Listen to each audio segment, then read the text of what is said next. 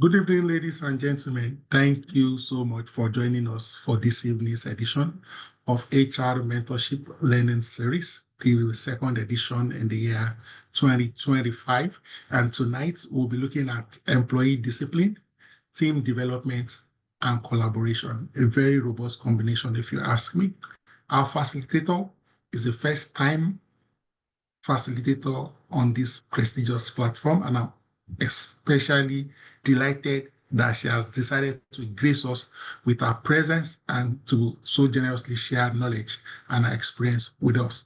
I'll read her profile very quickly. She has over 11 years experience, including 5 years as a dedicated people operations lead. Ladies and gentlemen, Abimbola is passionate about creating inclusive and high-performing work environment that fuel organizational success. In addition to this, our expertise lies, in employee engagement, talent acquisition, and enhancing team effectiveness. She has her first and her master's degree in economics. So we have something or two things in common. Ladies and gentlemen, she also has a strong foundation in project management, strategic partnership, change management with a core focus on human capital. She is certified by HRCI, Human Capital and Human Resource Certification Institute. She has the certification PHRI, and she's also certified by the HRI Institute of Personal Management, ACIPM. She's a skilled coach and talent strategist. Ladies and gentlemen, she excels also in performance management, ensuring alignment with organizational goals and driving sustainable growth. Speaking to us on the topic employee discipline, team development, and collaboration. The next voice you'll be hearing is that of Abimbola Ajala. You have the floor, ma'am. Thank you very much, Ms. Oluyemi. I'm really grateful for that introduction. I mean, when you were reading, I was like, is this me? But thank you so much for sharing that. All right, so thank you everyone for joining the call. So this session, we're going to be talking about employee discipline. We're talking about team development and collaboration. Now, they seem like very broad topics, right?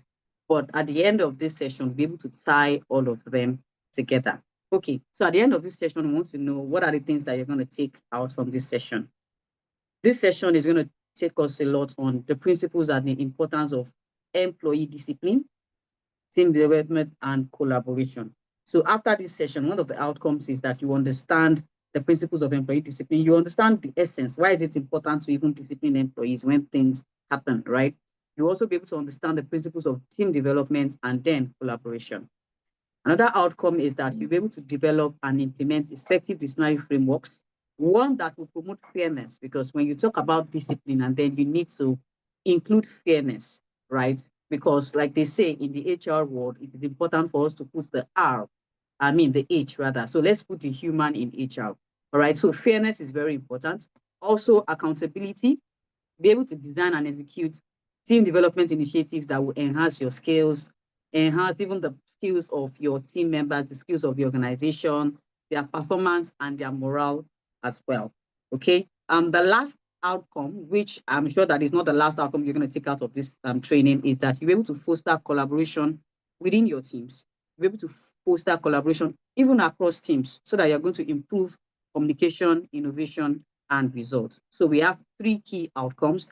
And I would like you to take out a pen and a note and just write. You can note these things down such that at the end of this session, you're able to go back and say, am I taking these outcomes out of this session? All right. So let's get started. So what makes your workplace exceptional? I understand that we have HR professionals on this call today. We have managers. What makes your team or your workplace or your company, what makes it exceptional? Is it about the fact that your team members are talented or they are skillful, right? So it's not just about that talent. That's what I'm trying to bring out. It's about how they come together, how that person who is a personality hire, those are some of the language you hear in the HR trend of today to say, okay, somebody is a personality hire, meaning that this person might not be skillful, but this person has the power, has the charisma to pull people together. So it's not just about this person is skillful. Okay, the other person is a personality hire. Okay, this person has an HND. The other person has an MBA. No, it's not just about talent. It's about how well these individuals come together to build something greater. And the three ingredients that will drive this success that you're looking for is employee discipline, team development, and collaboration, right? So let's start with employee discipline. Now, employee discipline is like the backbone for any successful organization. There's the Holy Book says that, there's order, in everything, right? So say for instance, you're in a workplace where there's no discipline, there's this anyhowness that happens because everybody just behaves, in any irrational way, right? So employee discipline is like the backbone of any successful organization. So don't think of discipline as rigid rules and punishment. When you mention the word discipline, you can think of, oh, is this like law? Is it law enforcement? No, it's not. So let's not think of discipline as being rigid. Let's not think of it as punishment. Instead, think of it as you're setting clear expectations, right? Think of it as you're providing constructive guidance to say, this is what is expected of you, and this is what happens when you don't adhere to the guidelines, right? Another thing I want to point out, in terms of employee discipline is that when you do it right, it creates a culture where everyone feels respected. When you do employee discipline right, when you ensure that you set up the right employee discipline framework, when you ensure that everything is fair, when you ensure that you're accountable, even as an HR personnel, even as a manager, it makes everybody feel respected, right? It creates a culture where everyone feels respected, everyone feels valued, everyone feels motivated to give their best, right? So that's employee discipline. On the other hand, we have team development, right? Which is all about you're nurturing the potential within your team to say that, okay, this person has these skills. How do I ensure that I utilize this skill? How do I harness this skill that this person has, right? Think of it as you're watering a garden, right? You know how you have a nursery bed in your, maybe in your house or at your backyard, right? Think of it that you're watering that garden. As you water it, it grows, right? And at the end of the day, it even brings you fruits, right? It brings you whatever it is, you've planted in already, right? So think of it as you're watering a garden. When you invest in training for your team, when you invest in mentorship, when you invest in growth opportunities, you're not just growing their skills, you're cultivating confidence in them because they also believe that, okay, I can do this because of the kind of things that have been invested in me already. So you're cultivating their confidence, you're cultivating creativity in them, and you're cultivating commitment for them. So strong teams is not just about meeting goals. So when you want to say that I have a strong team, I work with a strong team, what makes your team strong? It's not just about meeting the goals and say, okay, we've done our performance calibration for the quarter, and so we've met all our goals. No, strong teams don't just meet goals, they exceed them and they set stronger targets, stronger standards for themselves, right? So finally, in terms of this introduction, there's collaboration, which is the third ingredient, that I mentioned earlier. Collaboration is the spark that turns individual efforts into collective brilliance, right? If we don't collaborate, if everybody we're all working in silos, then it cannot come into collaborative brilliance, right? You cannot have collective brilliance because you've not collaborated. Because this person is working on her own, maybe she's researching something, and then she's not even giving feedback to the team. She's not collaborating. The brilliance that we get from that, would not be collective, right? It should just be individual. And when you bring everything together, there would not be enough synergy, right? Collaboration thrives in an environment of trust. There cannot be collaboration when there is no trust. When I don't believe that we are all working to fit the bigger picture, right? And so I was speaking to some teams today, and I was telling them about the fact that, companies will come, in January, and then we'll all sit down at the round table and say, these are the goals we want to achieve, right? We want to hit this target. We want to meet all the billions. How do you meet this billion if there is no collaboration, right? Collaboration would help each team member to see how they play into the big picture. To say that even if I am the website person, my own is just to design the website, or maybe I am the cleaner or I'm the office assistant. Every single thing I do is taking me straight to the big picture that we have set for ourselves. So that's the essence of collaboration. So collaboration will thrive in an environment that is filled with trust and open communication. When people feel like they are valued, when they feel like they are heard, ideas will flow naturally and their barriers would crumble. The result you get from that will be innovation, will be synergy, and a team that can tackle any challenge. So before we leave this introduction, I would just like to say that the strength of any organization does not lie in the talents of the people. It lies in their discipline to stay aligned, to say, okay, we have a focus, we have where we're getting to. And this is the sort of culture that will drive us to where we're going to. So it lies in their discipline to stay aligned, it lies in their commitment to grow together, and their ability to collaborate as one. All right. Okay. So the part one, we're going to be talking about the employee discipline. What are the foundations of employee discipline? Right. So I've mentioned what employee discipline is. Employee discipline sets clear expectations, right? It guides your behavior to align with organizational values and expectations, right? It's about fairness. It's about fostering growth. It's about accountability, right? From the fact that maybe you're coaching people informally or you're giving them formal actions like verbal warnings or like terminations. So employee discipline is just there to guide behavior to align with organizational values and expectations. So what does a strong discipline policy do for you? It will protect your business, right? As a manager, as an HR person, what it does for you, because you as the HR person, you're representing the company, and on the other hand, you're also representing the employees. So what a strong discipline policy will do for you is that it would protect your business. It will also empower your employees to thrive in a very, very fair and clear environment. So why should you invest in employee discipline? What does it do for the organization? One more thing is that it maintains legal compliance for you, right? It removes loopholes.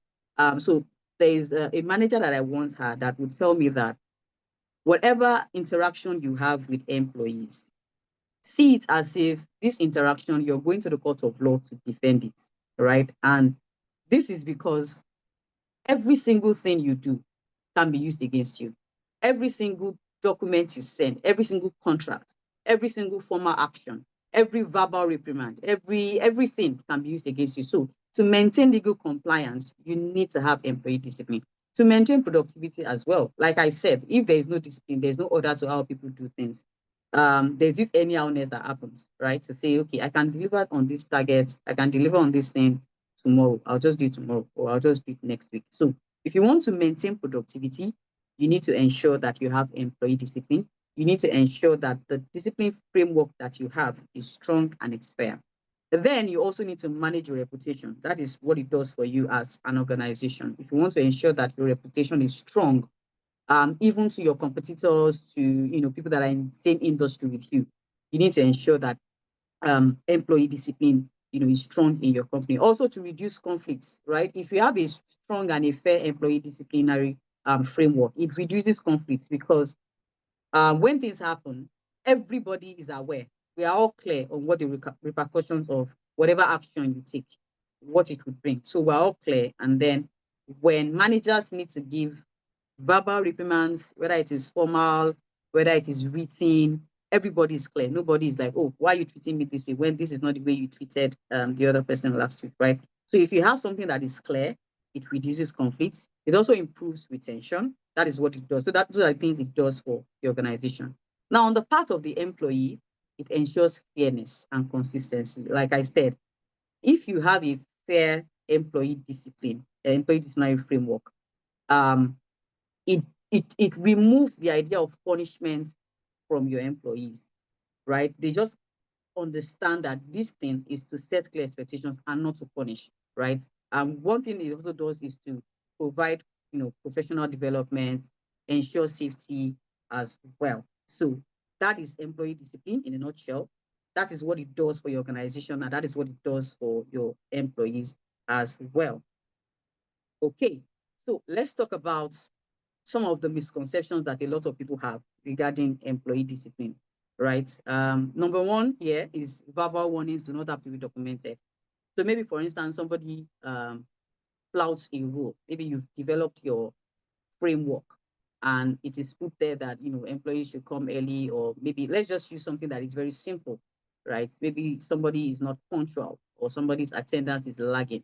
and the person has done this for like maybe 3 days or even 2 days, and the first progressive discipline, number one, is to like give the person a verbal warning.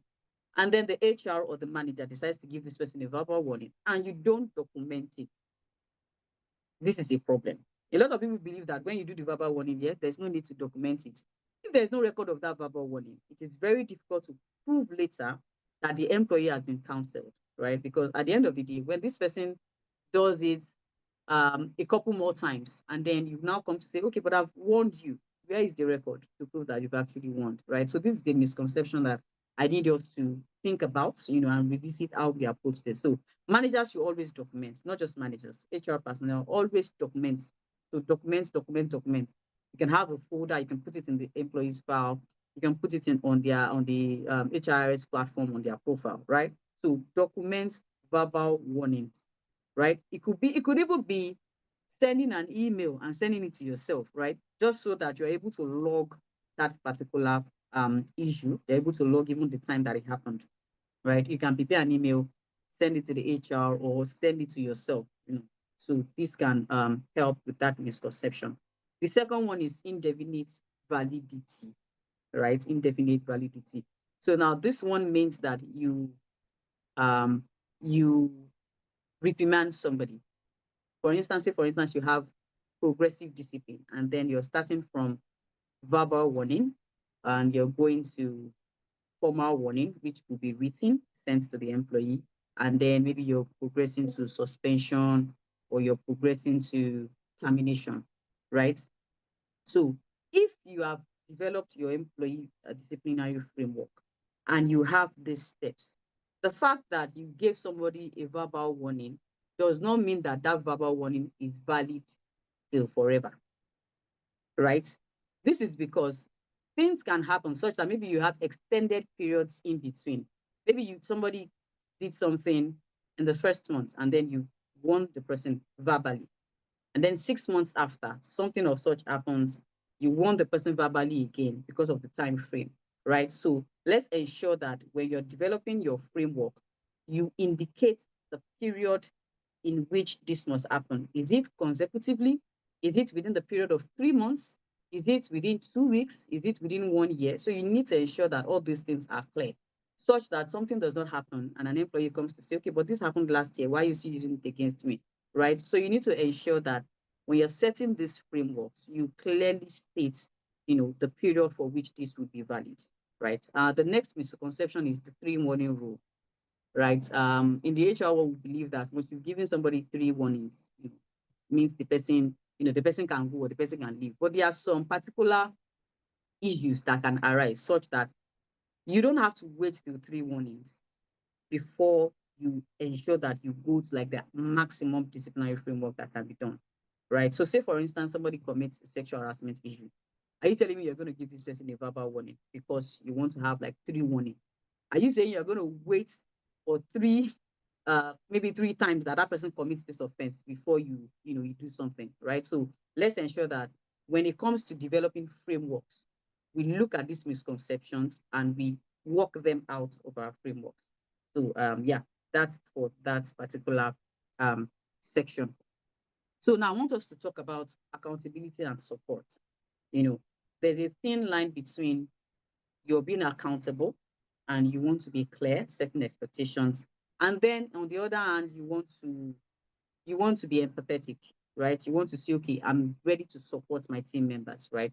So how can you balance this? So number one thing is to clear expectations set clear expectations. Now I'm going to talk through the four guidelines so that we are tying it together because they are not in silos.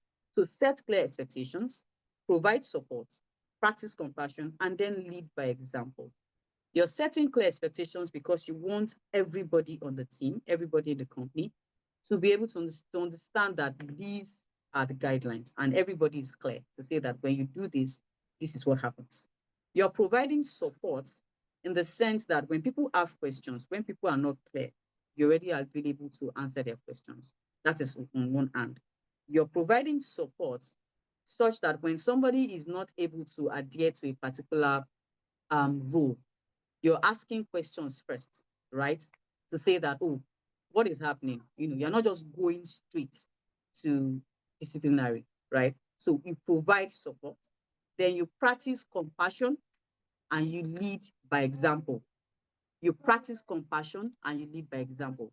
When you develop a framework to say, okay, disciplinary framework, attendance, punctuality, you as the manager, you as the HR, are you leading by example?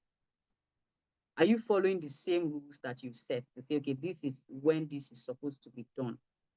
So they are not saying that, oh, I'm the manager, and so I can come into the office anytime I want to come into the office, or I can talk to this person in this particular way because I am the manager. So you need to lead by example. So that is where you draw the line in terms of accountability and support, right? You're trying to support your team members, but then how are you being accountable?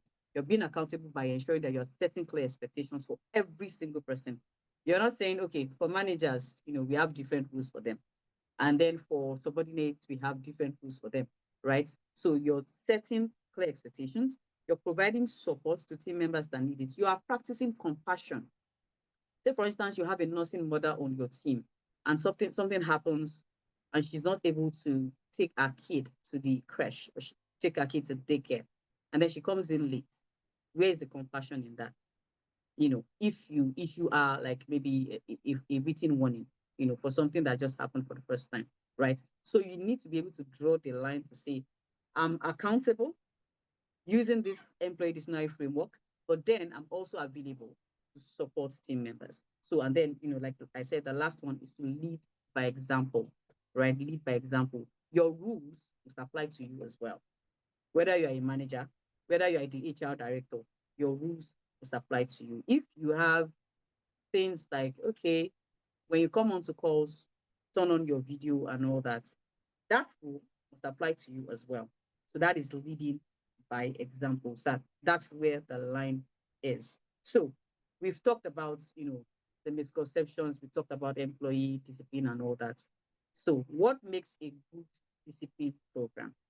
So when you start to develop your employee disciplinary framework in your teams, in your companies, what are the things to look out for to say, okay, this is what makes a good disciplinary program? To say, I have done this program, and these are the things I can see there that makes it a good discipline program. Number one thing, which is the ultimate thing, is fairness.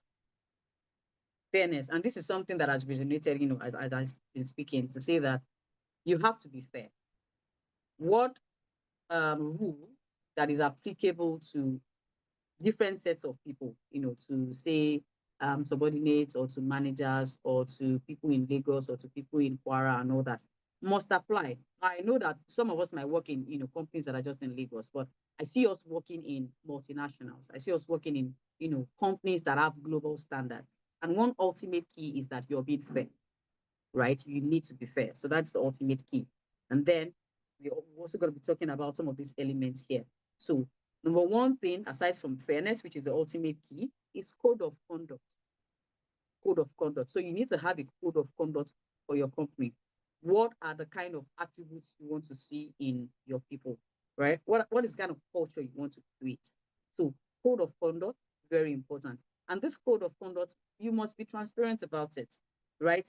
Um, Somebody was mentioning something the other day, and the person said that, you get to some companies and instantly from the walls or from, their signposts, you can see their mission statements. You can see their values. You can see their code of conduct. So this code of conduct, don't let it be when people are onboarded, that's the only time they hear about it. This code of conduct needs to resonate every single time. In the way you set up performance calibration, in the way you speak to people, if it's a physical office, you can also have it, indicate it on the signpost and all that. So code of conduct is a very important element. If you don't have your code of conduct, then it means that everybody can behave the way they want because there's no particular conduct that has been set as a standard, right? So your code of conduct is very important. And then you need to have a philosophy. You need to have a philosophy. What is the philosophy that is guiding this code of conduct? Because, for example, you say, okay, we want to create a culture of respect, a culture of transparency. That's like a philosophy that is guiding your code of conduct. And from that philosophy, it then cascades down to your code of conduct to say, because we want to create a culture of respect. This is the way we behave, right? Because we want to create a culture of excellence, then this is the way we behave. These are the attributes. These are the things you see in us to say that, yes, we're really working in this line. So philosophy is very important. The knowledge of disciplinary punishments. Are people clear on what happens when this happens for the first time? Or what happens when this happens for the second time? Or what happens when this thing happens consecutively, in a period of 3 months? So people need to have knowledge of disciplinary punishments. As an HR personnel as well, as a manager, you need to understand these disciplinary punishments, right? You need to understand what applies when it is a minor issue, what applies when it is a major issue, what applies when this is a deal breaker, right? So you need to have knowledge of disciplinary punishments. You need to have standardized disciplinary procedures. Like I mentioned, I think I've talked about this over and over to say that it has to be standardized across the board. So what happens in this particular department should be the same thing that will happen in the other department. So you won't say that, oh, the finance team, they met all their standard, all their targets this particular quarter. And so if any one of them is lagging behind in terms of attendance or in terms of punctuality, we can let it fly. No, that would not work, right? If you want to have a good discipline program, then you need to ensure that all your disciplinary procedures are standardized. And then next one is quick response. Quick response. You don't allow issues to linger before you treat it. Somebody comes in late um, last week, and then you wait till 2 months after before you then say, oh, this has happened, right? You need to ensure that responsiveness is a critical part of your employee disciplinary program, right? So say for instance, you've given something to your subordinate. Okay, so I need this done by so time. And then this subordinate didn't do it or didn't come back to you with any of the roadblocks that he or she might have had. And then you allow this thing to linger for like 6 months. You didn't say anything. And after 6 months, maybe the person does the same thing. You're not like, oh, this is the same thing you did in January. So you're referring to it when you're not in July. So quick response is very important. Then there needs to be appeal procedure. So when issues happen, how do you treat them? Is it that you just make that decision and that is final? No, there needs to be an appeal procedure and then reservation of rights. So now this reservation of rights is on two parts, on the part of the employee and on the part of the company. So the employees, if we've worked with companies that are like multinational or companies that have subsidiaries, maybe in the US, you hear a lot about, oh, your company or the employer reserves the right to hire and fire, right? Employment at will. So the same way that the company has this right, that's the same way these employees also have the same right. So as an HR personnel, as a manager, you need to understand that there's reservation of rights on the part of the company and on the part of the employee. So you need to know these rights so that nothing comes, back and there's no loophole legally. Right. So we've talked about the elements of a good disciplinary program.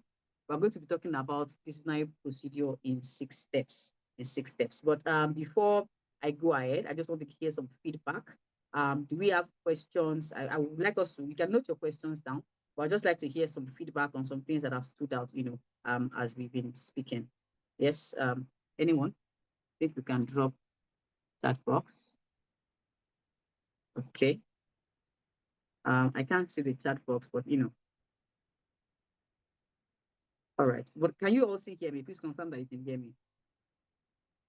Yes, we can hear you, and we can't unmute until after the end where the host will unmute us. That's why we can respond.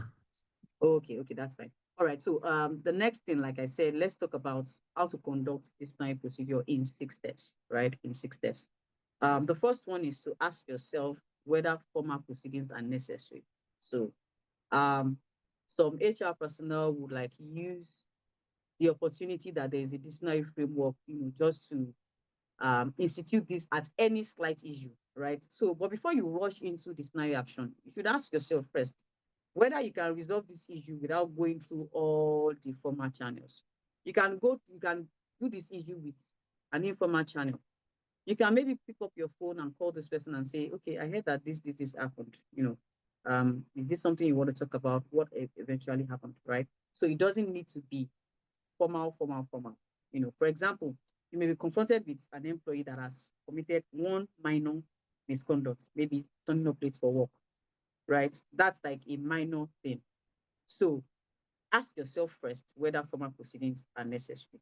Now, if you understand already that formal proceedings are necessary, investigate the alleged misconduct. Investigation is very important, because you need to get your facts right. Um, I want us to think about, maybe a scenario, if something happens at work and you're trying to investigate. So you don't just go to the person alone, you go to maybe the person that it happened, maybe witnesses, you try to understand the root cause, you ask questions, why did this happen? So investigate that alleged misconduct. Don't just rush to say, oh, I've heard from this angle and I've heard that this has happened, and then I'm going to take my step, right? So investigate that alleged misconduct, set up a disciplinary meeting. The reason why you're setting up a disciplinary meeting is because you want to hear from that particular person as well. You want to hear their perspective. You want to tell them that this thing that you've done is flouting the rules, or you've stepped on the guidelines and all that. So you want to also hear from their perspective as well. The next thing is to conduct the meeting. That meeting that you're setting up. Then you make your decision. Like I said, quick response is needed in any disciplinary program.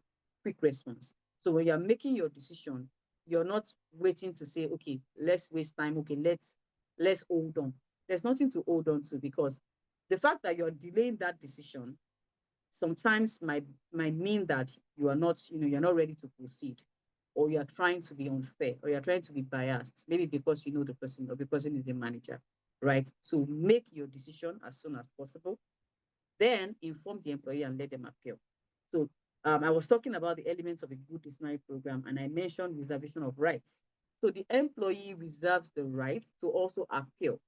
So when you make your decision and you inform the employee that, oh, this is the decision we're taking, maybe you're being suspended or you're being terminated, ensure that you allow the employee to appeal, right? So, and after that appeal, you can make the decision. Just ensure that everything you're doing is fair. Okay, all right. So let's have a quick scenario. Since we can, unmute, I'll just run us through. So, say for instance, you have a company in Lagos that is faced with where an employee, maybe the employee is Jane. All right. I think I have a question here. Okay. All right. We can take that, after the call. I'm seeing a question in chat box. We'll take that after the session. So please just note that down. Thank you. All right. So the case scenario that I have here is somebody called Jane, right? She has missed deadlines on critical projects, and our manager has decided to address the issue, to implement disciplinary action. But the manager implemented that action poorly, and this has led to consequences for both Jane. So let's dive into what the issue is. So Jane is talented, right? But she has been struggling with time management. Not everybody can manage time, because it requires a skill on its own. It requires you know, um, improving yourself on it, right? And because Jane cannot manage her time, her delays have led to team productivity, unproductivity. She has caused friction with her colleagues, because the work oftentimes needs to go on them, and they will not be able to pick up the slack. So, um, on the other hand, Jane has experienced personal challenges and she lost a family member, and this has affected her performance. So that is what is happening to Jane. That's why she has been struggling with time management. So instead of this manager to conduct a private meeting to discuss this issue, what did this manager do, which is Mike? Mike sent Jane a formal warning via email, copying senior leadership and HR. Now, this email outlined our missed deadlines, but lacked specific examples, right? This email did not offer any support, any improvement. The email just went straight to, oh, this person has been doing this and all that, and copied senior management, copied senior leadership and the HR. And then he ended by saying, we need everyone to put their weight, unlike some people that cannot meet basic deadlines. So if you were Jane, how would you feel? How would you feel if you were Jane? How would you feel? So I just want that to sink in if you were Jane. And on the part of the manager, I also want us to, on one side, think about it. What would you have done, right, as a manager? So we'll go into the errors and, the lessons learned. But the implication of what this has cost is what I want us to talk about now, which is number one, Jane's grievance escalated to a legal claim, costing the company, significant resources in legal fees and settlement costs. So long-term implications of disciplinary procedures not handled properly can lead to legal risks. The next one is reputational damage. This incident became known outside the company. You say, for instance, if it's a big company, even if it's not a big company, if it's even a small brand, they are trying to build your brand, you are trying to build your goodwill in the society. This can lead to reputational damage, right? So it will even make it hard for you to attract top talent. Another long-term implication is that some team members leave because of this. They cited poor management practices as a reason. And if you want to replace them, you understand that it will cost your company time, it will cost you money. Okay, so let's look at the lessons learned. Address issues privately. So these are some of the best practices when you're developing your disciplinary framework, or when you as a manager, as an HR person, when you're going through disciplinary programs, these are some of the best practices. Address issues privately. You know, you can discuss issues one-on-one. You can allow the employee to share their side of the story. You can tell, educate them on how to work on the solutions instead of just jumping the gun to say, okay, let me just quickly escalate this because of how I'm feeling. So I understand that sometimes it can be emotions running. So say, for instance, I'm having a bad day and then Jane comes in late with no prior notice. What she's supposed to do, she's lagging behind and all that. So because I'm in that particular bad mood that day, it might prompt me to just be angry, and then I send a nasty email and say, oh, this is happening. I copy all the senior orgas, right? So address issues privately. You can begin it with a one-on-one discussion so that you can allow the employee to share their side and work on solutions. The next thing is to be supportive. Be specific and supportive. Now, one of the things that we pointed out in, let me just go back, back to that scenario, is that when Mike was sending that email to senior leadership and to HR, it lacked specific examples. He didn't give example as to when these things happened. So when you're sending formal reprimands, when you're sending formal emails in your disciplinary program, you need to show specific examples, and you need to provide actionable steps to improve performance. So don't just be the person that spots the problem. Be the person that recommends solutions. Don't just say, oh, I've noticed this problem. If you've noticed a problem, how are you going to solve it? What are the steps that you can, recommend to say that I'm recommending this? This can improve your performance. So that is, what I have to say in terms of being specific and being supportive. The other one is to maintain confidentiality, right? Publicly shaming employees, it will remove the trust, it will remove, whatever confidence that they have in that particular team. And in the long run, it would create conflict in that team. So publicly shaming employees is unacceptable as a professional. You need to maintain confidentiality. Don't create a toxic environment, right? Don't give snide remarks. Maybe somebody has done something, and then on the call where all the team members, instead of calling that person aside to say, this is what you've done, these are the next steps, towards improving. Just say it on the call and like, okay, um, you just say, Jane, I need you to submit this on like some people that will not do this, right? So you're just that's you giving some snide remarks, right? So instead of giving snide remarks and being passive aggressive, address it head on and maintain confidentiality, right?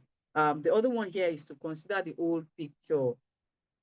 You don't have the entire picture. You're just looking at it from your own perspective to say, I expected this thing to have been delivered yesterday, or this target to have been met last week, or this person to have resumed the office today, and this person has not done. You don't have the full picture.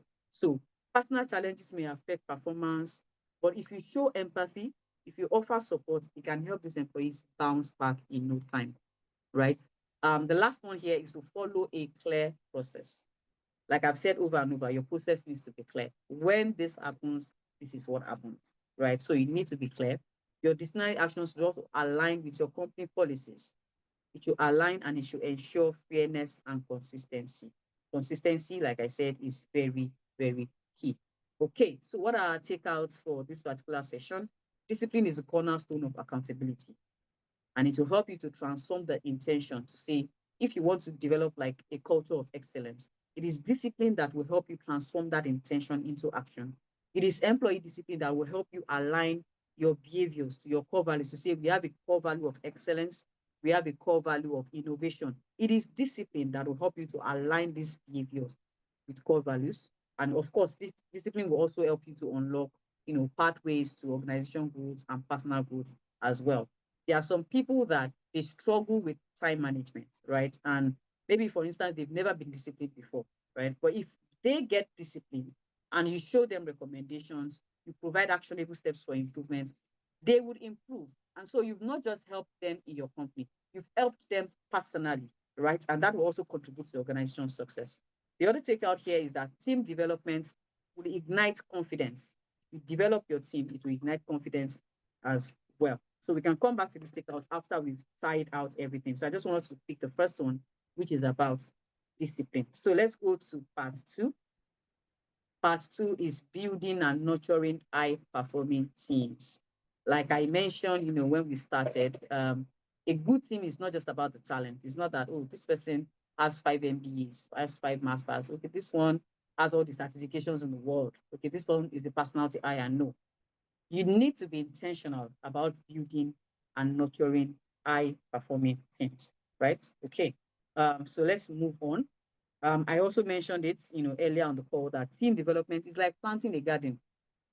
It's about nurturing that individual's strengths. You've identified that this particular individual, this particular team member is strong in this area. So what are you doing to nurture that particular strength? Are you nurturing that particular strength, or you're just focused on this person's weakness? So, this person is weak in this area, right? So team development is like planting a garden. It's nurturing that individual strength. It's fostering collaboration and creating an environment where every single person, every single team member can grow together, so that one person is not the one that is growing and the others, they're just there, right? It will create an environment where everyone can grow together, everyone can bloom, everyone can thrive as one cohesive unit. Like I said, companies, teams need to see themselves as one cohesive unit and not just, working in silos. Okay. All right. So let's talk about the stages of team development. I know all of us, we know about the stages, right? Well, this was developed by Bruce Tuckman, an educational psychologist. So he identified these 5 stages. He identified these 5 stages.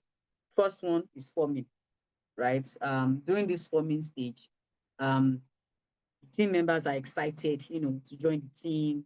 They are eager about the work. Some members will have they won't even have high positive expectations for the team experience. So say for instance, you're joining a new team or you're coming into the company fresh.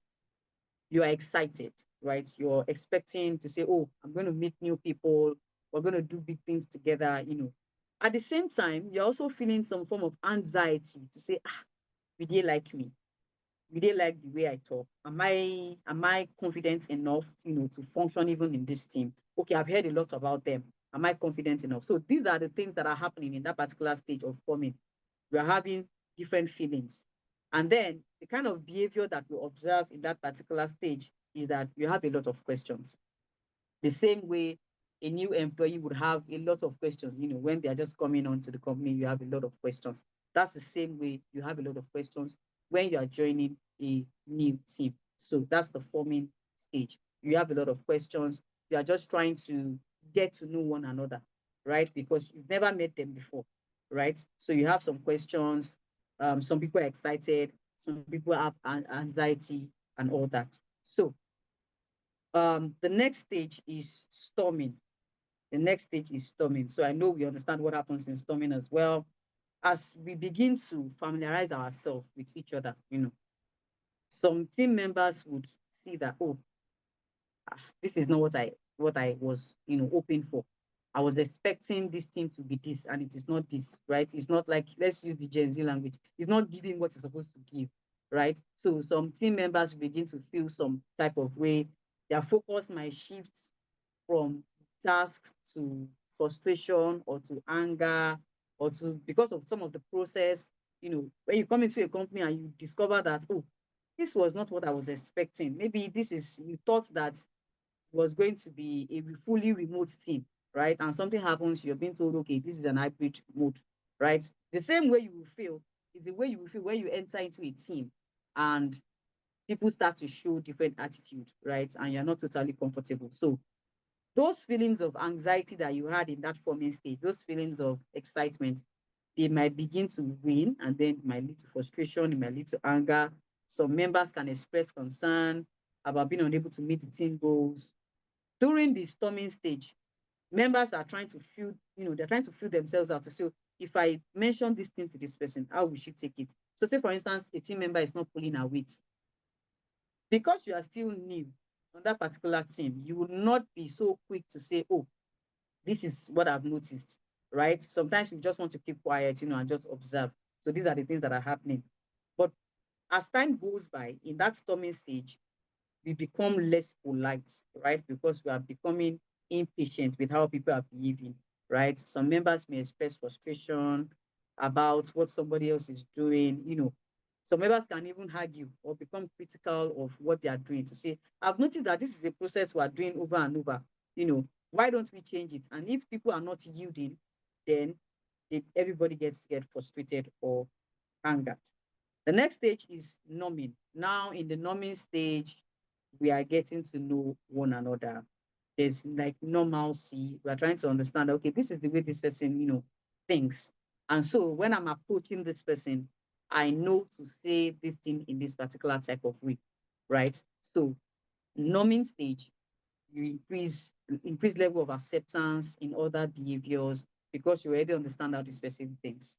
So those are the things that happen, in numbing stage. In numbing stage, also, you begin to experience a level of harmony. Harmony because so long as you understand how a particular person behaves, then you know how to approach the person. Then you know the person's strengths, you know the person's weakness. So we are, vibing together. Let's use that language, vibing together in that particular stage. The next stage is performing. In this stage of performing, we all feel satisfied, right? We can now begin to know one another, maybe our personal life and all that. So performing stage, we are performing, we understand our strengths, we understand our weaknesses, you know, we even meet maybe outside of work, right? So that's the performing stage, because we've moved from just teammates, right, to bodies. So that's the performing stage. Then the adjourning stage, this is like the end of it all. For instance, maybe you're leaving a team to go to another team. You know, when you look at your career, you begin to understand that it's not possible for you to remain in a team for a very long time. Now, I'm not just talking about leaving companies, to company. I'm also talking about, moving to different teams, building teams, and then, okay, maybe you're going from L&D, you're going to research, or you're going to training, or you're part of the talent acquisitions, right? So as you begin to improve yourself as well, you go to different teams. So that's what our journey is all about. It's like a hand. So it's either, disband the team or you yourself move. So at that point, where you move from that team to another team, that is a journey of that particular team for you. So what are the strategies for team development? We've talked about the stages and how these things affect one another. As an HR personnel, as a manager, you need to promote a respectful environment. You need to promote a respectful environment if you want to have a good team. If you want to build a good team, you ensure that everybody is respected, down to the office assistants, down up to the manager. So it does not mean, okay, it does not mean it goes beyond calling somebody sir, right? It is in the African parlance, we hope that when you call somebody sir and ma, that is respect. No, that's not respect. So you have to respect everybody. Promote a respectful environment where you talk to people respectively and professionally, right? And then open the lines of communication. If you've noticed that on this your team, some people don't talk to one another, or some people, when you're asked to collaborate with somebody, they feel one type of way or they object, then you notice that there's a problem. So open the lines of communication, ensure that they are able to come to you and say, I'm experiencing this, or I'm having issues talking to this person. So as a manager, as a leader, as an HR personnel, you need to ensure that the lines of communication to you is clearly open. Then articulate a clear and achievable vision. If you are the leader in your team, or even if you're a team member, Ensure that at every point in time, you understand what the goal is. Because if you don't understand what the goal is, there's this tendency to feel left behind or the tendency to be missing out on something because you don't understand how your role plays into the bigger picture. So ensure that it is clear to say, we want to get to 50 sales by the end of February. That is a clear goal. And then the how, the why, the when, the strategies needs to not be included in that particular vision. So ensure that your team, you're working towards a goal, you're working towards a vision, and everybody understands, right? The next one is to define team roles. The work of everybody is the work of nobody. If you say this person is in charge of hiring, and the other person is in charge of, or if you say, okay, everybody we're in charge of hiring, and then you're saying we're going to hire for this person, there's a tendency for me to feel like, okay, this person's already working on it. Oh, the next person's already working on it. No. So define team rules and ensure that tasks are very clear. If you are assigning a task to a particular person, don't say, oh, let's go and work on. No. Ensure that you mention the person that is responsible.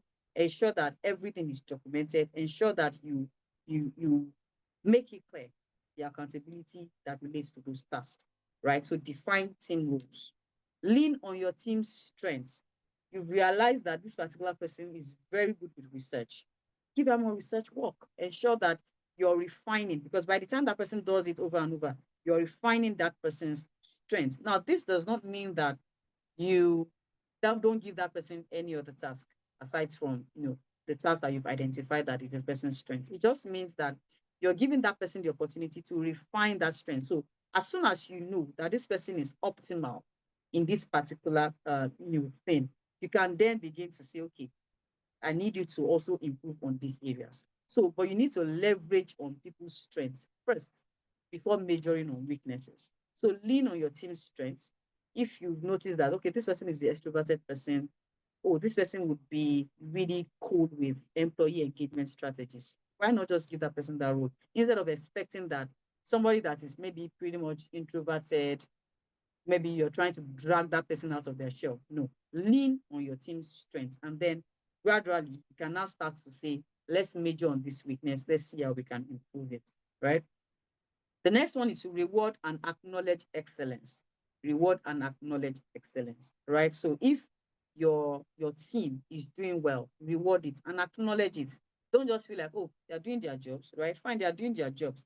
But you need to recognize excellence, you need to reward it, and you need to acknowledge it because it has a way of boosting the team's morale to say, if I do this thing well, my work is being acknowledged, right? My excellence is being acknowledged. Then the other one is to engage in collective activities or retreats.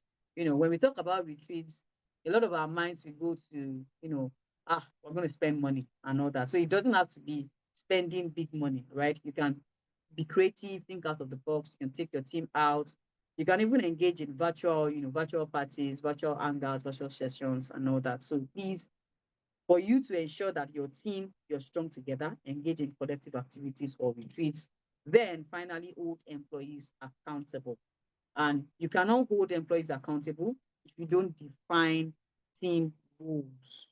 If you don't define team rules, then also trust in your team's efficacy, trust in the fact that they are competent, trust in the fact that because you're leveraging on their strengths, they're able to bring you excellence. So those are the strategies for team development, right? The next slide that I want to talk about now, the takeouts, for team building, is not an automatic process. Like I said, when you're joining a new team, it takes time. It takes time from the stages of your forming to the stages of norming to the stages of storming and all that. It takes time. It's not automatic. But if you are smart, if you guys are, using all these strategies of team development, automatically team building will occur, right? But it's not automatic, it is not immediate. It is not immediate. And then, like I said, also clear roles, clear goals, shared vision, and clearly defined rules would empower your teams to work cohesively and stay aligned with objectives. Then, of course, trust and respect, very important. If you don't build a trust and respectful environments, there's no collaboration. It will even dampen your morale, right? Also, conflict resolution. ensure that when you're resolving conflicts, with your team members, you are doing it constructively. You're not trying to put people down.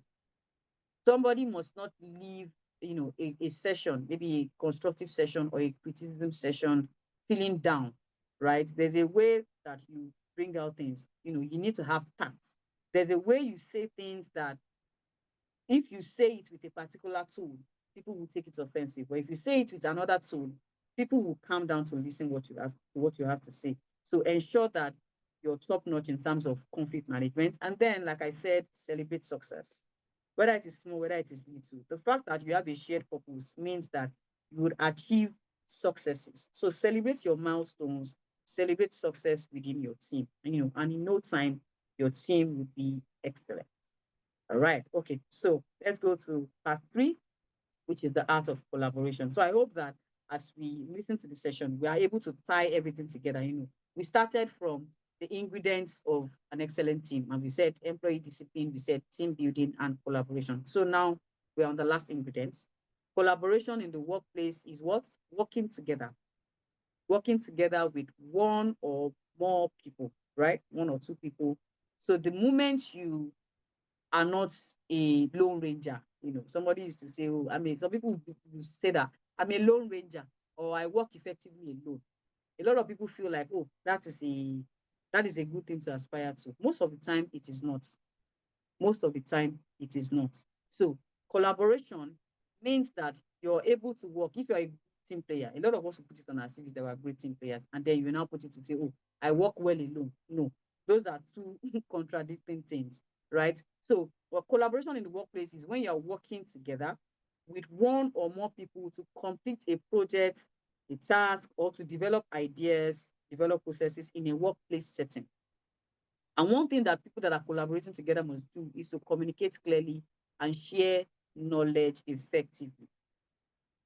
Teamwork, like I mentioned, which is the first thing I talked about, teamwork is just one of the skills required. It's not the only skill required, right?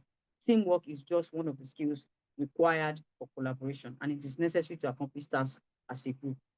It also includes several other soft skills that can be developed over time and with experience. But I'm highlighting teamwork here because it is very important. Now, there are two types of collaboration.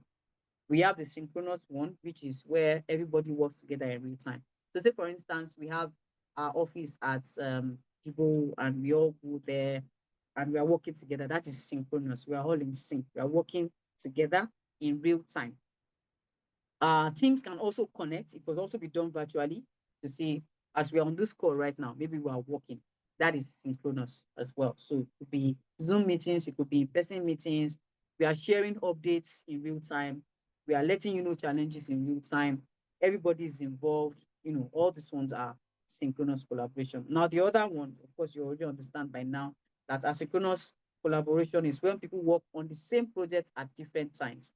So say for instance, you have somebody in Ghana, you have another person in Russia, you have another person in Ukraine, different places like that. And we're all working on the same project. Or maybe we're even doing shifts, right? So say for instance, some people come in the morning and they do their thing, and then another set comes in the evening and they do their thing. That is asynchronous collaboration, right? So we would fall in either of these two, right? Whether you're working synchronously or you're working asynchronously, we will fall under these two. So what is the essence of collaboration? Why collaborate? Why not just be a lone ranger? Increased accountability. There's a way that when you work in a team, you're more accountable, right? So increased accountability is one of the essence of collaboration. Another one is accelerated learning. As we are all on this call, you know, maybe we're working together, right? And we're not, maybe this session is not a training session and we're all just working together. If I don't know something, or if I encounter a challenging, problem, I can easily say, oh, can somebody help me out with this? And somebody helps out immediately. Even if it is asynchronous collaboration, I can easily message somebody and maybe the person responds in the night and it helps me out. So that is the essence of collaboration while working together, right? So it helps you to learn faster, accelerated learning, and then communication, improved communication. We have boosting of morale as well, to boost your morale, to boost your engagement, and then enhance problem solving. If I'm working on a particular project and I encounter a problem, It might be difficult for me to get to the root of that problem, to provide a solution all on my own within a short period of time. But if I'm working with a team that we already understand collaboration properly, we collaborate effectively, then the problem solving skills will be enhanced, right? Because I can easily go and say, this is what I'm facing, help me out with this. Or so person has an idea about it. All right. So those are the essence of collaboration. Now, what is the cost of poor collaboration? If you don't do it well, it's a waste of time. um Recently, I think, I don't know who mentioned it, to say there are some meetings that emails would have just sufficed, right? Just send an email instead of getting everybody on a call and then wasting people's time. So if you have inefficient meetings, it's a waste of time for everybody. It's a waste of company's resources. It's a waste of time for everybody, right? So inefficient meetings will lead to waste of time, which is the cost of poor collaboration. Because we come on the call and maybe we're not able to get to the root, or people are, you know, fatigued, or some people are frustrated, or some people are angry, or some people just don't want to be on the call, right? What will you achieve from that particular meeting? Nothing. And that's like a waste of your time, right? The next one is inefficient asynchronous collaboration can also waste time. So for inefficient meetings, of course, that one we understand that it is synchronous collaboration. So whether it is in person, whether it is virtual, meetings can be inefficient. But what of people that are doing shifts as well? If they are not collaborating properly, to say, maybe I come in the morning, maybe my shift is in the morning, and I do my shift, and I'm supposed to reach out to somebody that's coming to the next shift, that this is what has happened, this is the progress, and I did not do that. The person comes and then meets the progress, in a not satisfactory level, and then we're having back and forth. That kind of collaboration can also waste time. And then company-wide goals become at risk because we are not able to meet targets. That is the cost of poor collaboration. Another cost is that team morale can suffer. Everybody is down. Okay, you are not listening. The other person is speaking, you're not listening. Maybe the other person is not even talking at all because that person is not happy. So team morale can suffer. And then the opportunity to innovate is compromised because we don't have our thinking caps on. Everybody is just on the defense, right? So those are the costs of poor collaboration. Those are the costs of poor collaboration. All right. So how do you then improve collaboration? We've talked about, the essence. We've talked about the cost. How do you improve collaboration? So number one thing, which I'm happy this is the number one thing because a lot of us are HR professionals on this call, right? Number one thing is to hire with collaboration in mind. Hiring top talent is very important, but you need to find out if they work well in teams. And that's why I made the example of when people say, oh, I work better alone. When somebody tells you I work better alone, you already know that this person, is not a good team player because he or she will want to work alone, right? So hire with collaboration in mind. It needs to start with your hiring process. In your interview questions, in your group scenarios, how are you assessing whether these candidates are team players? If what you are trying to build is a collaborative environment, then when you're hiring, you need to ensure that the kind of questions you're asking, the kind of quizzes, the kind of scenario based issues, you're imputing in them all these kind of questions to assess whether they are team players, to assess how they work collaboratively, to assess, all the things that they do, right? Um, the next one is to lead by example. I think we also mentioned this during the employee discipline section. Lead by example. As a senior staff member, as an HR person, your team members are looking to you for guidance. You are setting the example for success, you're setting it for collaboration. So if you're not collaborating well, if you are the passive aggressive person, then you know that there's a problem, right? So ensure that you are leading by example, ensure that you are leading with positive example. So it's not enough to just lead by example, lead by positive examples, right?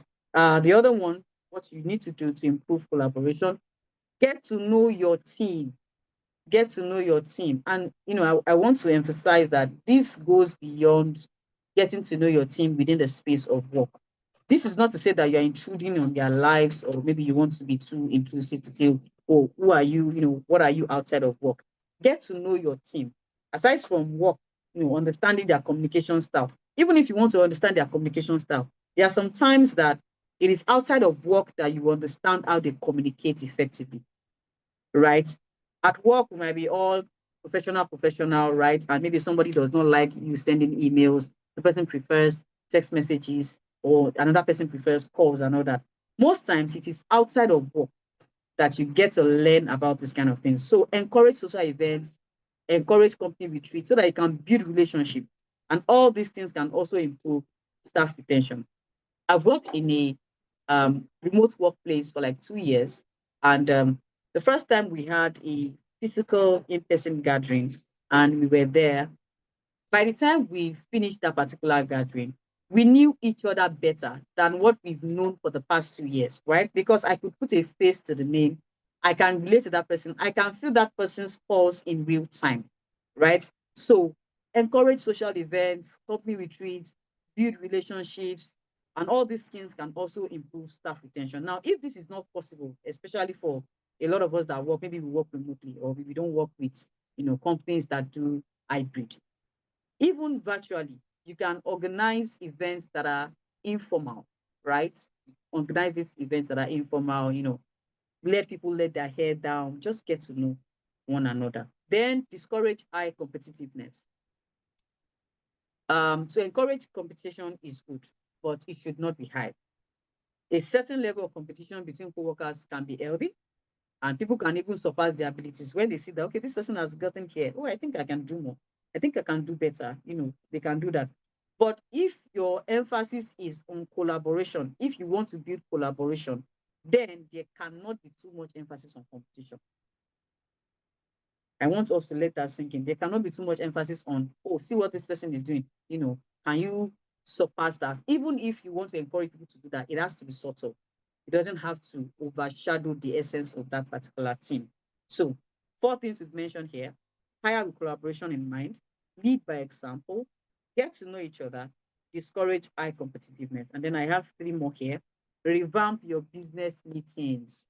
A lot of people dread meetings. I mean, when we went for that physical session was when I realized that a lot of people don't like meetings, right? They always feel with anxiety, when there is meeting period. So a lot of people even see it as a non-productive use of time. They feel like it's a waste of time.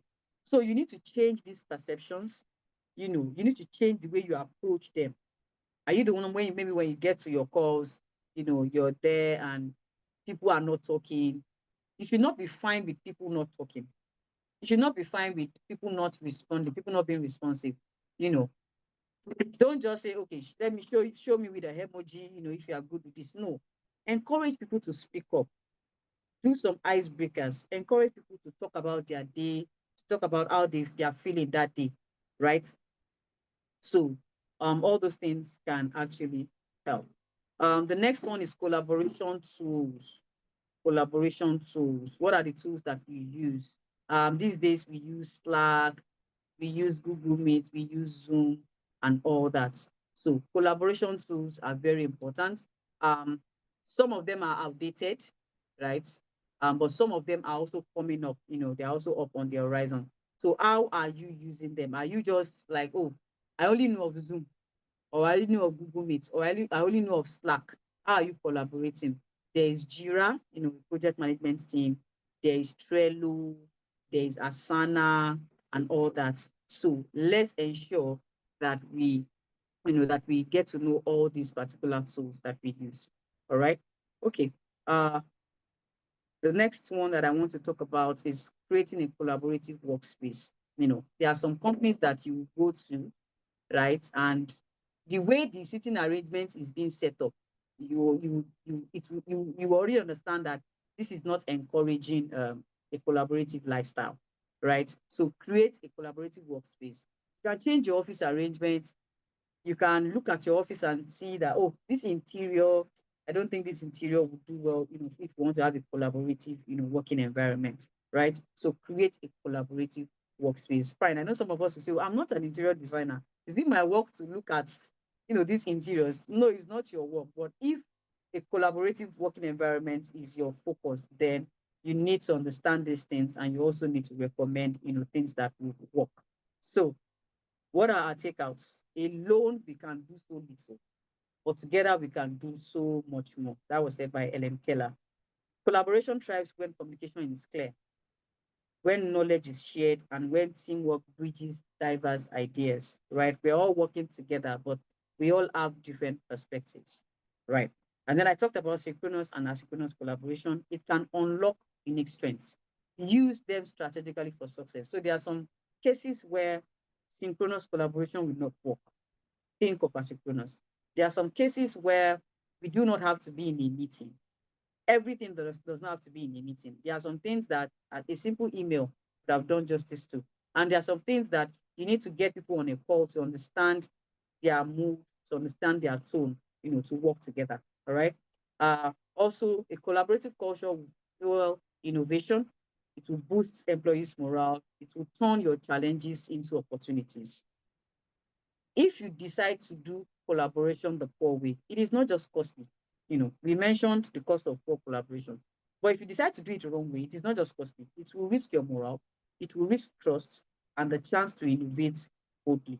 So, like I said, use the right tools. With the right tools, your team can connect, they can create and conquer challenges from anywhere in the world, whether somebody is in Kaduna or the other person is in the US. I've worked in companies where some people are in CST, some people are in WAT, some people are in East African time and all that. And we're able to collaborate effectively. So, and this would help you if you use the right tools, right? So those are the takeouts from that particular section. And so I have a take home here. Um, Reviving a sales team in a Lagos-based business. So, for instance, you have a fast-growing Nigerian fintech startup in Lagos. Let's call it BeamTech, and the sales team has been struggling to meet targets for months. Customers are complaining. These complaints are piling up due to poor communication. Team members are not happy with each other. They are constantly at odds, and the morale is low. You, as the CEO, I want some of us to think of ourselves as the CEO, and another set you can think of yourself as the HR manager. So you, as the CEO, you are concerned that this is going to lead to a loss of market share. And then it turns to you, you know, to the HR manager, maybe your name is Ada or Shegun, right, to say, what is the solution? So what will you recommend as Ada or Shegun? You are the HR manager. I think somebody posted online to say that the HR is like the mommy or the daddy of the company. When anything happens, people come to you. This person looked at me the wrong way. They come to you. Oh, this person, I need to know how to talk to my team member. They come to you. So you are like the mommy and the daddy, right, for the organization. So the CEO turns to you and say, what do I do? So what will you recommend? What will you recommend? So I'll leave us to think about that, recommend something, and then tying everything together. Discipline provides the structure. It provides accountability and the clarity that is needed for teams to work effectively together. Discipline will create the environment where collaboration is seamless, because if you are not disciplined, then there cannot be collaboration. Discipline will provide an environment where continuous development becomes a part of the team culture. So as you leave this session today, I want us to think about, let's rethink how we create our disciplinary framework. Is it to punish or to improve people's lives personally and even for organizational success? All right. So thank you very much. That will be all for the session. I think Soluyemi is already here. Time Thank for you, questions and answers. Abimbola. Thank Yeah. you so much. This has been fantastic. My first feedback is that please, you have to come again quickly. In fact, we can plan 2, 3 webinars Oh with my you. God. I'm highly excited. I Thank learned you. it was engaging. This is a masterclass. Please. Thank you so much. Thank you so Ladies and much. gentlemen, so what you can do, maybe you can take down your slides if it will help you see the chat box in case. Awesome. Yeah, I'd like you to be able to see the chat box because Okay. people are actually throwing in their compliments, their appreciation, and so Uh, on and so forth in the chat box. We have uh, one question from okay. Ola here, and Eniola says, please, can you expatiate on what you mean by employee rights to leave or join, just as the organization have the right to hire and fire? I think this is Okay. referring to one of your earlier comments when you were referring to the at-will employment related to many American companies. Okay. Okay. All right. So in a lot of American companies, you see they will talk about um, the employer will, right? Employer rights, employment at will. Yes, that's the word, employment at will. Employment at will means that the employer can fire you at any time, can hire at any time, which is the same way you also have the right, to hire and fire. But now this has also been contended in the court. So now what we normally refer to is what is in your contracts, right? So the same way the employer can say, oh, let me fire this person at will, you would now go back to look at your contracts to say, this is what we have on the contract. Because a lot of employers are, shooting themselves in the leg. They are leaving a lot of legal risks because they believe that they can hire and they can fire, right? But what we refer to, what is best practice is that you always refer to what is in the contract to say, does this person have a notice period? If we are willing to waive this notice period, what are we going to do to this person? So what I was referring to is that reservation of rights. You have your rights as an employer, I have my rights as an employee. And so these rights, they must not be in conflict with one another. They must not be in conflict. And then you must also, as an HR person, as a CEO, as a founder, you must also ensure that you're working in alignment with what you have on contracts with your employees. Thank you so much for your response. So my question, Mhm. and I'm asking this question on behalf of an unknown person. I'm the one asking the question.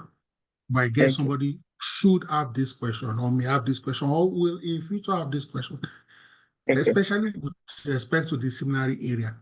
Is there any subtle application of what you have taught us today when it comes to third-party employees like outsourced contracts? So maybe you have security that is misbehaving, but it's not your staff, or you even have some staff but who are outsourced to you.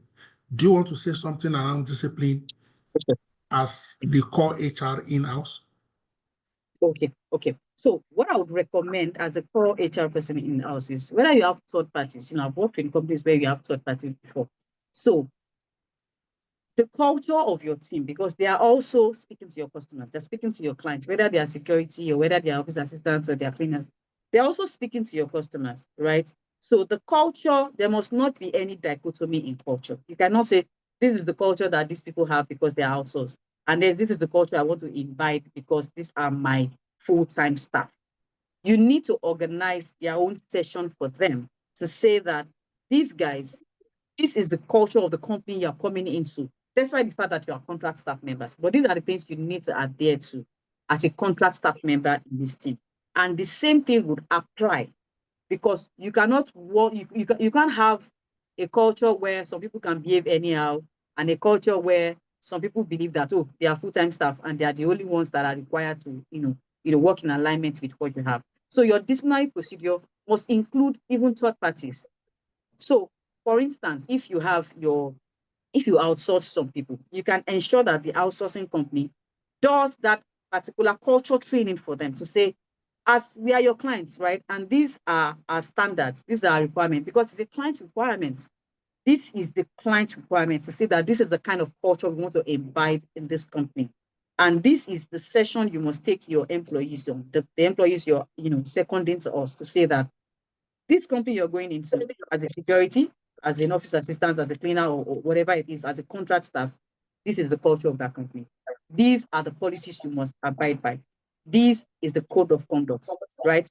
So that everybody is in uniform, everybody is in alignment. So don't say, oh, because they are outsourced and then, some people will work perfectly and some will not. No, everything needs to be uniform. So you need to have one language in terms of discipline, one language. Thank you so much. I have two comments. General, now you can respond to the comment or share around the comment if you so desire. The first comment is around, I typically say that the whole of HR is intertwined, interwoven. And I like to say here that generally speaking, we try to ensure swiftness when it comes to consequence management, Mm. especially if you are in a very large organization. But I'd like to encourage us that the more we are swift with consequence management, in other words, somebody commits an offense, we are quick to run the disciplinary process. Please, let's also consider reward management. So imagine somebody does something very good in January 2025, but you now wait till December 2025 to reward the person or to celebrate the person. Meanwhile, if the person had committed an infraction in January, the person will probably last you. So you now see where, when we talk about things like sports recognition and the likes, I like us to think and mirror things, both the good side and the bad side. That's the first comment I wanted to make. The second comment I'll make quickly, and this is for us to reflect and ponder. You see, we generally have minor misconduct and major misconduct. But I also want us to reflect now. If I ask us generally that if somebody comes late to work, is that minor or major? Now, please stay with me in the next few seconds. What if in a 22 working day, the person comes late 13 times in 1 month? Is it still minor or major? So lateness in itself may be minor, then the degree or intensity of the lateness may turn into what? Major. Still using lateness as an example. Just imagine that you're a pilot and you come late by just 5 minutes or 10 minutes. That's lateness. But you kept 700 passengers waiting. Is that minor or major? So I'm bringing these conversations out because sometimes interpretation can be difficult because context can make something seemingly minor, but the same offense, the moment the context changes, it may move from minor to major. The final thing I would like to say, which our facilitator has aptly articulated in our discussion with us tonight, it is important that you have what we call a sanction grid that will, like, if you commit this offense, this intensity or frequency, these are the sanctions. It is not supposed to be the job of the disciplinary committee or HR or the manager to apportion the sanction. It shouldn't be the job of the MD or management. Once you leave it to the discretion of the management or HR or MD, then the sanctions may not be consistent. If we like the person, we'll soften the sanction. If we don't like the person, we add in the sanction. Then people may be emotional at the point of disciplinary review. And that's why when nobody has committed any offense yet, it is better we have a possible list of sanctions and possible consequences that will be fair and reasonable, not when our body is very hot. Okay, that would be my contribution. I think we can take one more question, and I see this question from Victor.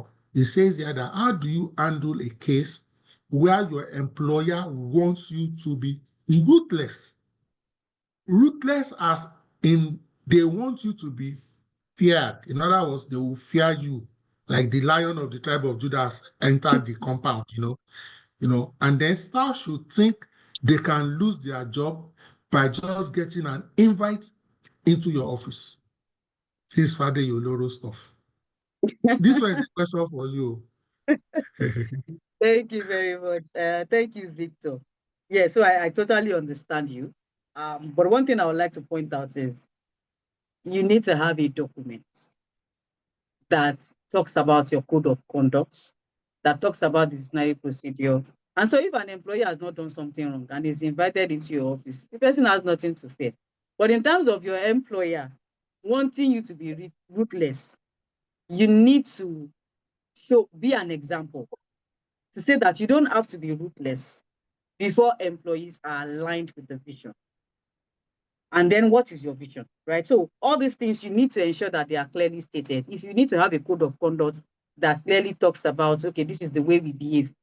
This is what happens when you don't behave this way. Then you don't need to be ruthless before, this consequence happen. And because just like Mr. Oluyemi has said, you are not the one, dictating what is happening. It is the policy that has stated it, and it's a policy that everybody, the management and even the employees are aware of. We all signed off on it. So you don't have to be ruthless before everybody aligns, right? So I'll just say lead by example. Like I said, lead by example, talk to people respectively. Even if you want to be strict, there's a way you talk to people professionally. Talk to people, show everybody respect. People don't have to be to be fearful to say, okay, once I get a call, you're even going too far to say come into the office. Some people, when they get a call from HR, their minds have gone through the roof to say, hey, what has happened, right? So ensure that you have laid down processes, laid down rules, and laid down guidelines, such that when you know you've not done anything wrong, then you have nothing to fear. So also, like I said, lead by example. Yeah. Thank you so much, Abimbola, for that. I can sum it up in one sentence. HR and management should be respected, not feared. Exactly. And when you respect people, what part of it is that you respect the policies, you respect the codes, you respect the ethics, you also respect their private space. And respect is also reciprocal. Okay. I think this is a convenient intersection to wrap up tonight. This has been exciting 90 minutes well spent. I'd like to thank the over 80 people who joined the live session tonight and the several hundreds and thousands who will watch the recording on YouTube. Not only do I want to most sincerely thank Abimbola Jala, I also like to thank somebody behind the scene, Mr. Oludayo Ajala. Thank you so much for your massive support. You know how we typically end our conversations. So what I'm going to do now is to unmute all of us so that we can vocalize and verbalize our appreciation, our gratitude. Ladies and gentlemen, please feel free to unmute and thank our facilitator for tonight. Thank you very much. Thank you, madam. Thank you. Thank you. Thank you very much, madam. Thank you. Have a good night. Thank you very much. Have a good night. You have a good night. Thank Thank you. you so much, man. Thank you. We're grateful. Night. Thank you very much, madam. Madam Ajala. Thank you. Thank